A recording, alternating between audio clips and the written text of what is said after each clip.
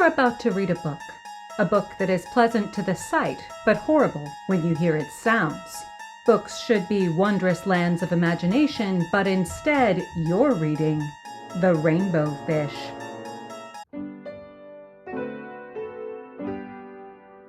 Is The Rainbow Fish a beautifully illustrated, sweet little story about the importance of sharing? Or is it a terrifying dystopian tale about how it's okay to bully people into modifying their thoughts, behaviors, and bodies until every member of society shows absolute conformity with nobody having anything unique about themselves? It's the second one. For over 30 years, The Rainbow Fish by Marcus Pfister has been a very popular picture book. And why? It's pretty. It's one of the most beautiful children's books ever published. The images in the book are a combination of lush watercolors and overlapping shades of blue, green, and purple, all of which are enhanced by shimmering foil stamps.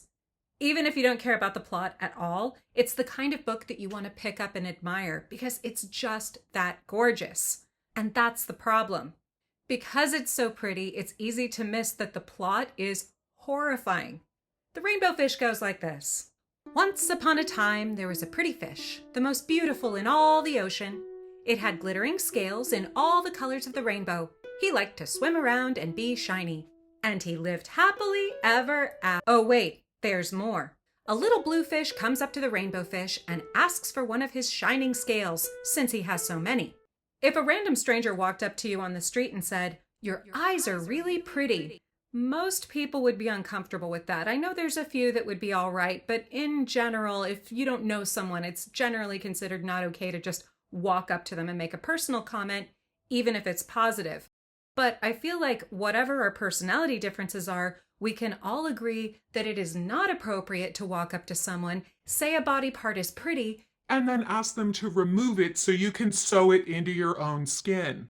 The rainbow fish says no, which I feel is a reasonable assertion of personal boundaries. And then the little blue fish spends the rest of his life in a padded coral reef, right? No. Instead of telling the little blue fish, who I will now refer to as Buffalo Gill, that he was way out of line, all of the other fish decide to ostracize the rainbow fish, just for the crime of happening to be born pretty. They might all look like fish, but it turns out they're actually crabs in a bucket, because instead of developing a healthy sense of self where their value isn't determined by how other people look, they think that they just need to bring this rainbow fish down to their level. Here's where the book should have ended. The rainbow fish should have just skipped town and gone to live with some more well-adjusted fish, but instead he stays in this psychotic aquatic dystopia. The rainbow fish is very sad about being shunned, so he goes to consult with an octopus who lives in a creepy cave at the edge of the reef. Does this oracle tell the rainbow fish to ignore the haters? Does the octopus tell the rainbow fish that he has a right to his own body parts and only a psychopath would insist otherwise? Does the octopus call the fishy cops to report that there's a total whack job swimming around the reef? No, because this is baby's first body horror book. The octopus tells the rainbow fish that he'll never have any friends unless he gives away his shining scales. Having been thoroughly beaten down by bullying and gaslighting, the rainbow fish gives in when Buffalo Gill returns to make a second request for one of his scales. All the other fish see this and then start mooching. The rainbow fish evenly distributes body parts until all of the fish have exactly the same amount of shining scales. Only after this redistribution of glittering scales is rainbow fish permitted to rejoin society, and he has been successfully brainwashed into thinking that he can now be happy. The end. Now sleep tight, sweetie. So what's more depressing, the plot of The Rainbow Fish or the fact that it's remained popular for so long? Because kids like how pretty the book is, and it is very pretty, it's easy to overlook the fact that this story tells kids that if you refuse to rip away the parts of yourself that make you special and give them away to anybody who wants them, you will be canceled. And this book was written decades before the term cancel culture even existed.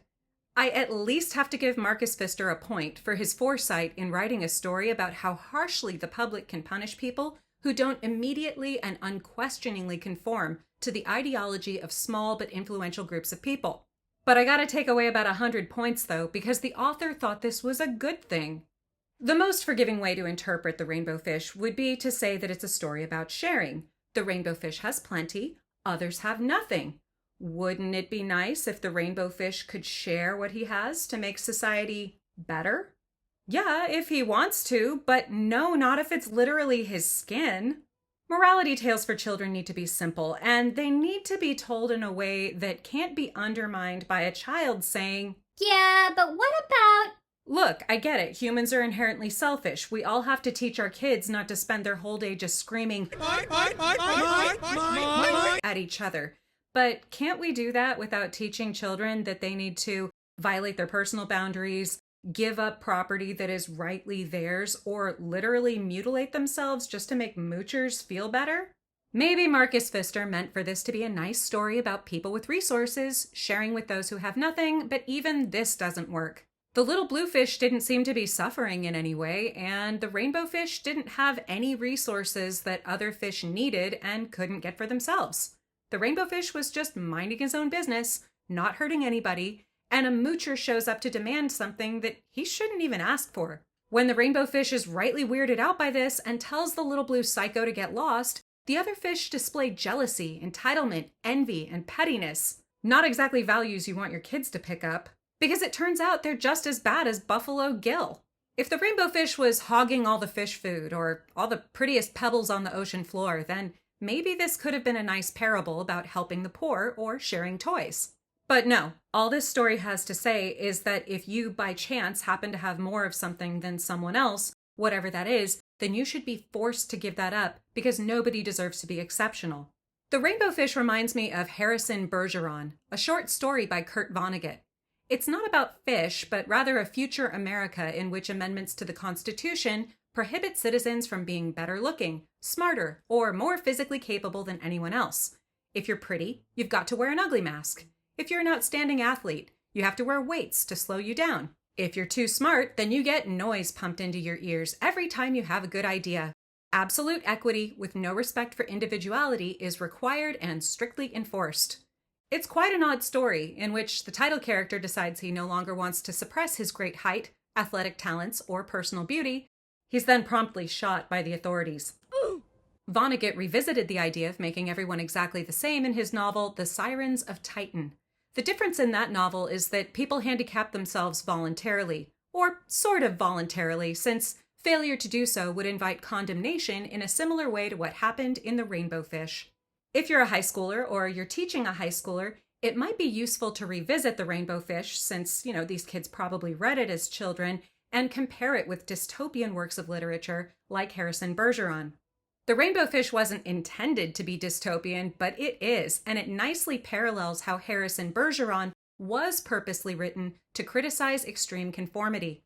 The Rainbow Fish is a book that teenagers probably took for granted most of their lives, but they'll be ready for this darker interpretation because they're at a phase of life where they can start considering that the world is a more complicated place than they would have realized as little children. Hardcore libertarians might also find this book interesting now that I think of it because, in this case, taxation literally is taking the skin off the rainbow fish's back. So while I think the rainbow fish has no place in a preschooler's library, it might be good for starting conversations with teenagers about conformity and social pressure. At what point can the rights of the individual be infringed upon in the name of the greater good? Is it the job of the government to care about whether or not people are happy? If someone happens to have more resources than you, are you entitled to some of what they've got? And while I wouldn't read this book to a little kid, don't worry about it if you have read it to a little kid, because chances are quite a lot of this stuff is just going to go right over their heads. They're going to look at the pictures, and then later on when they're teenagers, they can come back and realize, that's some commie gobbledygook. This story justifies bullying and encourages kids to diminish what makes them unique if anyone else feels jealous of them. Most dangerously, it tells the reader that you have to let other people do whatever they like with your body, or nobody will ever like you. So don't read The Rainbow Fish to your preschooler. Read it to your teenager, because it can start a really good conversation about when conformity goes way too far.